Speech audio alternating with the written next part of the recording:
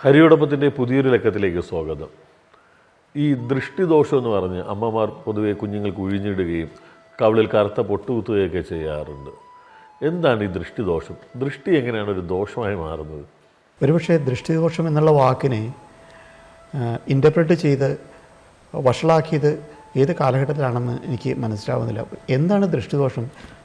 ശുഭ പറഞ്ഞ പോലെ ദൃഷ്ടി അതായത് വേറുന്നുണ്ട്. എൻ്റെ കൊച്ചിനെ കണ്ണു വയ്ക്കും, എൻ്റെ കുട്ടിയെ കണ്ണു വയ്ക്കും എന്ന് പറഞ്ഞ് ഇവിടെ ഒരു പൊട്ട് തൊട്ട് വയ്ക്കുക, അല്ലെങ്കിൽ തലമുടി വൃത്തികേടായി കെട്ടിവയ്ക്കുക, ഇങ്ങനെയൊക്കെ ചെയ്ത് കഴിഞ്ഞിട്ടുണ്ടെങ്കിൽ മറ്റുള്ളവർ എൻ്റെ കുട്ടിയെ വൈകൃതമായിട്ട് കണ്ടോളും. വൈകൃതമായിട്ട് കണ്ടു കഴിഞ്ഞാൽ ഒരു കുഴപ്പമില്ല, അങ്ങനെയാണെങ്കിൽ വേറെ ദോഷങ്ങളൊന്നും ഉണ്ടാവില്ല.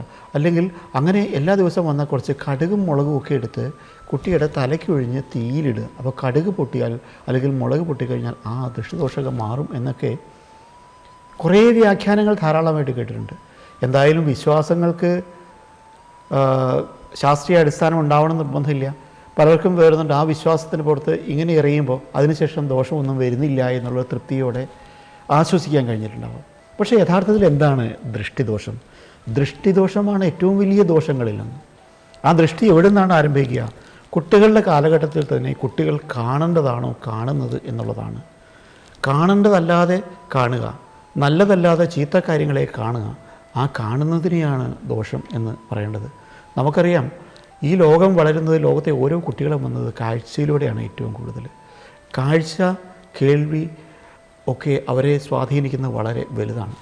ഒരു ഭാഗത്ത് കേൾവിയിലൂടെ കേൾക്കുന്നത് നല്ല കേൾവിയാണോ, അവർ കാണുന്നത് നല്ല കാഴ്ചയാണോ, നല്ല ആളുകളെയാണോ അവർ കാണുന്നത്, നല്ല സംസ്കാരമാണോ അവർ കാണുന്നത്, നല്ല കൂട്ടുകെട്ടാണോ അവർ കാണുന്നത്? സ്വാഭാവികമായിട്ടും നമ്മളെല്ലാവരും വിചാരിക്കണത് എന്താ, എൻ്റെ ഭാഗത്തൊരു കുഴപ്പമില്ല, ഞാൻ ഏറ്റവും നല്ലതാണ്, ഞാൻ ഏറ്റവും ബെസ്റ്റിൽ ബെസ്റ്റാണ്, പക്ഷേ എൻ്റെ ചുറ്റും നിൽക്കുന്ന എല്ലാവരും മോശമാണ്, അതുകൊണ്ട് എനിക്ക് ദോഷങ്ങൾ ഈ പറഞ്ഞ പോലെ അങ്ങനെ വരുള്ളൂ എന്ന് പറഞ്ഞിട്ട് എൻ്റെ കുട്ടിയെ ഞാൻ കറുത്ത പൊട്ട് തൊടിയിച്ച് ഇപ്പുറം മാറ്റി നിർത്തും. പക്ഷേ കുട്ടിയുടെ കാഴ്ച മറയ്ക്കുന്നില്ല. കുട്ടിയെ കൊണ്ട് നടക്കുന്നത് മുഴുവൻ നല്ല ആൾക്കാരെ കാണുമ്പോൾ അവർ കുട്ടിയെ എന്തെങ്കിലും പ്രകീർത്തിച്ചാൽ അല്ലെങ്കിൽ നന്നായി എന്ന് പറഞ്ഞാൽ, ഇപ്പോൾ സ്വാഭാവികമായിട്ട് എന്താ സംഭവിക്കുക? കുട്ടിയെ നന്നായി എന്ന് പറഞ്ഞാൽ അയ്യോ ദേ കണ്ണു വച്ചു, ഇനി എൻ്റെ കുട്ടി നശിക്കും എന്ന് തെറ്റിദ്ധരിക്കുന്നു. എന്നിട്ട് കുട്ടിയെ ഈ പറഞ്ഞ പോലെ മോശം ആളുകളുടെ ഇടയിൽ കൊണ്ടുപോയി ഈ പറഞ്ഞ പോലെ എന്താ പറയുക, ഹെയ്യേ എന്ന് പറയിക്കുന്നവരുടെ അടുത്തോടെ കൊണ്ടു നടക്കുക. അപ്പോൾ എന്താണ് സംഭവിക്കുക? ഈ കുട്ടിയുടെ സഹവർത്തിത്വം എന്നുള്ളത് മോശം ആളുകളിലേക്ക് മാറ്റി കൊണ്ടുപോവുകയാണ് അറിഞ്ഞോ അറിയാതെയോ ഈ കാരണവന്മാർ ചെയ്യുന്നത്. ഇപ്പോൾ കുട്ടിയെ നല്ല വഴിക്ക് നടത്താൻ ശ്രമിക്കുന്നതിന് പകരം മോശം വഴിക്ക് നടത്താനാണ് ഈ ദൃഷ്ടിദോഷത്തിൻ്റെ അണ്ടർസ്റ്റാൻഡിങ് കൊണ്ട് ഇന്നത്തെ കാലഘട്ടം അല്ലെങ്കിൽ തലമുറ ചെയ്യുക. നമുക്കറിയാം, നമ്മുടെ ഒബ്സർവേഷനിൽ നമ്മൾ കാണുമ്പോൾ നമ്മുടെ സമൂഹത്തിൽ, നമ്മുടെ കുടുംബത്ത്, നമ്മുടെ ചുറ്റുമുള്ളവർ നല്ല ആളുകളുമായിട്ട് സംസർഗത്തോടെ ജീവിച്ചാൽ, അവർ നല്ല ദൃഷ്ടിയോടെ നല്ല കാഴ്ചയോടെ ജീവിക്കുമ്പോൾ ആ കുട്ടി വളർന്നു വരുമ്പം ആ കുട്ടിയുടെ ക്വാളിറ്റി എത്ര വലുതായിരിക്കും. വളരെ മോശമായൊരു പ്രദേശത്ത് അല്ലെങ്കിൽ ഒരു സമയത്ത് ചീത്ത കൂട്ടുകെട്ട് എന്ന് നമ്മൾ പറയും. കാരണം കൂട്ടുകാർ മോശമാണ്, അവർക്ക് പലതരത്തിലുള്ള മയക്കുമരുന്നിൻ്റെ കച്ചവടമുണ്ട്, അല്ലെങ്കിൽ വേറെ തരത്തിലുള്ള വിചാര കാര്യങ്ങളിൽ പോകുന്നവരുണ്ട്. ഇവരുടെ കൂടെ മോശമായിട്ട് കൂടിപ്പോകുന്ന ഒരു കുട്ടി, ആ കുട്ടി ജനിച്ചപ്പോൾ എന്തെങ്കിലും ദോഷമുണ്ടായിരുന്ന കുട്ടിക്ക്? ആ കുട്ടി ജനിച്ചപ്പോൾ വളരെ ബ്ലാങ്കായിട്ട് നല്ല മനസ്സോടുകൂടി ഈശ്വരൻ്റെ സ്വഭാവത്തോട് തന്നെയാണ് ആ കുട്ടി ജനിച്ചത്.